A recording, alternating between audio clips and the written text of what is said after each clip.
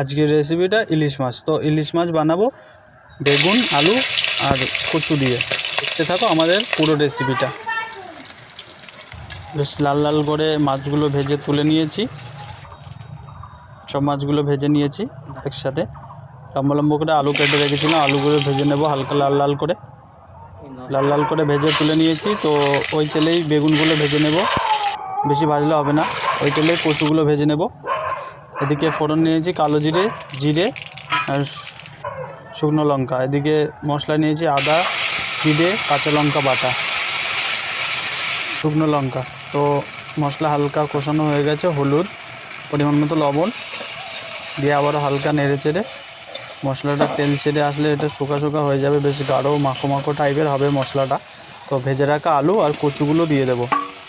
কচুগুলো দিয়ে হালকা হাতে নেড়ে চেড়ে মশলার সাথে মিশিয়ে নিয়ে একটু কষা কষা মতো হয়ে যাবে, তখন পরিমাণ মতো জল দিয়ে দেব।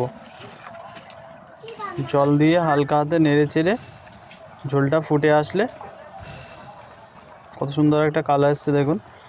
ভেজে রাখা বেগুনগুলো দিয়ে দেব। হালকা নেড়ে চেড়ে, বেশি নাড়াচাড়া করলে হবে না, মাছগুলো ভেঙে যাবে। মাছগুলো দিয়ে দিয়েছি একসাথে। কত সুন্দর একটা কালার এসছে, ঝোলটা বেশ দারুণ লাগছিল দেখতে। তো আবারও একটু ফুটিয়ে নেব, আর একটু ঝোলটা কমে আসলে রেসিপি আমাদের রেডি। তো নামিয়ে নেব। নামিয়ে নিয়েছি, দেখুন কত সুন্দর একটা কালার এসছে, খেতেও বেশ দুর্দান্ত হয়েছিল।